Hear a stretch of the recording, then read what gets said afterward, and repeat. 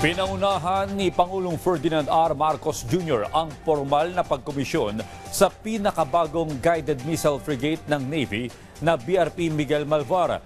Ipinangako naman ng Pangulo ang patuloy na pagpapalakas sa sandatahang lakas ng bansa. Iyan ang ulat ni Patrick De Jesus. 1, 2, 3. Sinaksihan ni Pangulong Ferdinand R. Marcos Jr. ang formal na pagkomisyon sa serbisyo ng pinakabagong guided missile frigate ng Philippine Navy na BRP Miguel Malvar. Kasabay ito ng pagdiriwang ngayong Martes sa ika-127 anibersaryo ng Philippine Navy na isinagawa sa Naval Operating Base Subic.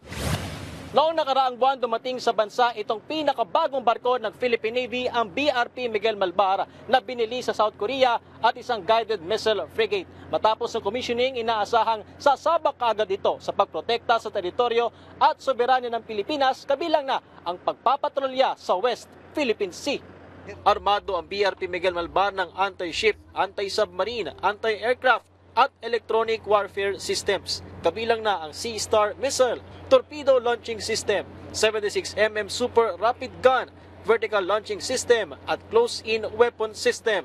Ipinangako ni Pangulong Ferdinand R. Marcos Jr. ang patuloy na pagsuporta ng kanyang administrasyon upang palakasin pa ang ating sandatahang lakas, kung saan nasa yugto na ng Re-Horizon 3 ang AFP Modernization Program. We are investing in responsive and up-to-date assets and systems to ensure that our Navy remains a formidable force in the region. Kasama rin sa commissioning ang BRP Albert Magini. Ito ang pinakaunang locally assembled patrol vessel at ika-8 Acero-class fast attack interdiction craft o FAIC. Wala tayong isusuko, wala tayong papapabayaan. Nanindigan naman ang Commander-in-Chief sa patuloy na pagprotekta sa Pilipinas, kabilang na ang West Philippine Sea, alinsunod sa itinakda ng international law. Sa kabila ng tensyon sa ating rehiyon, nananatiling matatag ang ating hukbong dagat. We stand firm. We will never tolerate any act of disrespect against our sovereignty. For this reason, we have been progressively undertaking actions to attain a holistic defense posture that secures the whole Philippine archipelago and our exclusive economic zone. This is anchored in the comprehensive archipelagic defense concept.